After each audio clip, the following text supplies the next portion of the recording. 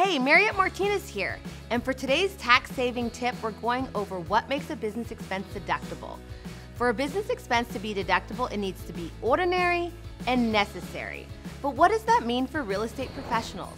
An ordinary expense is one that is common and accepted in the real estate industry.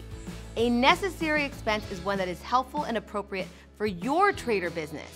These could be things like marketing, office supplies, business mileage. How about a home office space? Payments to subcontractors, business travel, or even your professional liability insurance. When you have determined it's a legitimate business expense, make sure you do the following. Track your expenses, capture your receipts, and when necessary, document additional information. Now, what's a good way to keep track of your business expenses and be ready for tax time? With QuickBooks Self-Employed, your bank and credit card transactions feed directly into the app.